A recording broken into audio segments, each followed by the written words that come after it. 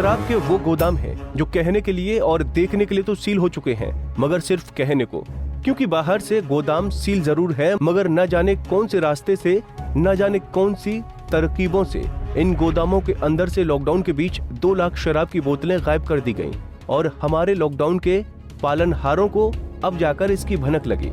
जी हाँ, हैरान कर देने वाला ये मामला हरियाणा के फतेहाबाद का है, जहां लॉकडाउन के चलते जब शराब की बिक्री पर बैन लगी तो गोदाम सील कर दिए गए थे। उस वक्त गोदाम शराब की बोतलों से भरे थे, मगर अब गोदामों से 2 लाख शराब की बोतलें गायब हैं। वैसे ये शराब किसने गायब की, कहां बेची, किसी को कुछ मालूम नहीं, लेकिन हाँ, आबकारी एवं कराधान विभाग ने इसका खुलासा किया है और विभाग इसका जिम्मेदार ठेकेदारों को ठहरा रहा है। खुलासे के बाद अब अधिकारी कहते हैं कि ठेकेदारों ने अवैध रूप से शराब बेचकर 10 करोड़ का मुनाफा कमाया है और इसके लिए उन्हें सख्त सजा दी जाएगी। मगर भैया वो कहावत है ना, अब पछताए का होत जब चिड़िया चुग गई खेत। ऐसा है जी, विभाग को कुछ जानकारी मिल रही थी कि भाई 2 नंबर में शराब जो है जिला में बिक रही है, तो उसकी मुस्तैदी में पुलिस भी रोज 10 बोतल 15 बोतल के केस बना के जो है ना मामले को भेज रही थी।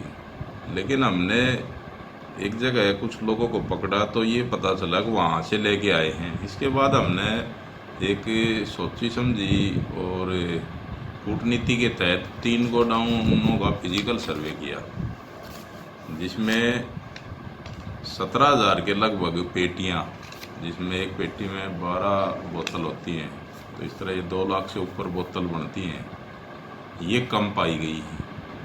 ये फिजिकल स्टॉक हमारी टीम में ब्रजमोहन शर्मा ATO और हमारे स्टाफ के कर्मचारी और पुलिस के कुछ जवानों के साथ कार्रवाई के तहत हमने पकड़ा है। जैसा कि आप जानते ही होंगे कि कोरोना के कहर और लॉकडाउन के बीच हरियाणा में शराब की बिक्री को लेकर काफी हंगामा भी हुआ था। सरकार सवालों में भी घिरी थी, मगर आखिरकार शराब के ठेके बंद करने का निर्णय लिया गया।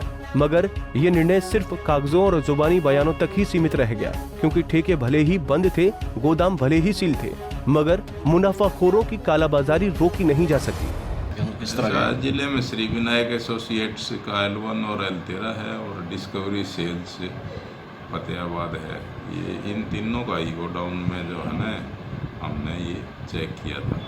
क्या कार्रवाई की जा रही है जिनके? मामला उच्चाधिकारियों के संज्ञान में ला दिया गया है। यद्यपि इन्होंने यदि हमने सील लगा दी थी उसके बाद भी इतना स्टॉक कम पाया है, तो ये जो है ना क्लैंडेस्टिनली, मतलब प्रच्छन्न रूप से गुप्त रूप से इन्होंने शराब को बेचा है, वो भी विभाग की बिना परमिशन और अनुमति के। तो इन्होंने एक्साइज एक्ट का भी वो किया है, क्रिमिनल लाइबिलिटी भी इनके ऊपर बनती है।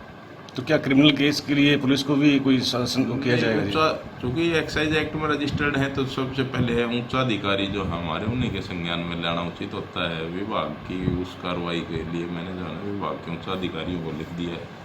अनुमानित जो अगर इसका आंकलन करें तो एक्साइज डिपार्टमेंट को कितने रेवेन्यू का लॉस हुआ है इस मामले में? एक्साइज डिपार्टमेंट को तो जो स्टॉक है उस पर तो स्टॉक ड्यूटी तो इन्होंने स्टॉक ट्रांसफर आगे जो करना वो आएगी, लेकिन जो इन्होंने अपनी जेब में भरी हैं वो ज़्यादा महत्व रखता है। दूसरा, लॉकडाउन है, देश में कानून जब लागू है तो उसका सम्यकतया निर्वहन करने की इनकी भी ड्यूटी बनती है। जब आज देश में प्रत्येक नागरिक लॉकडाउन का पालन कर रहा है तो इन्हें भी अपनी ड्यूटी या कर्तव्य के प्रति सजग रहना चाहिए था। तो ये अनुशंसा की जाएगी क्या इनके खिलाफ जो है इस तरह का जो क्रिमिनल केस दर्ज किया जाए या किस तरह? हाँ, मैंने इनके ऊपर ये लिखा है कि भाई ये लाइसेंसी ने जो है ना क्रिमिनल एक्ट का भी वायलेशन किया है और एक्साइज एक्ट 1914 का भी वायलेशन किया है। इनके ऊपर अप्रोप्रिएट एक्शन लेने का कष्ट करें। सील किए गए गोदाम से शराब चोरी करके अवैध रूप से बेचना एक्साइज एक्ट की भी उल्लंघना है और लॉकडाउन के तहत भी कानूनन अपराध है।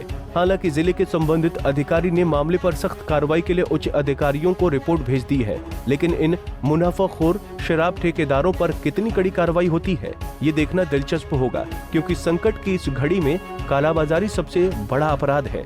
फतेहाबाद से रमेश भट्ट, पंजाब केसरी टीवी।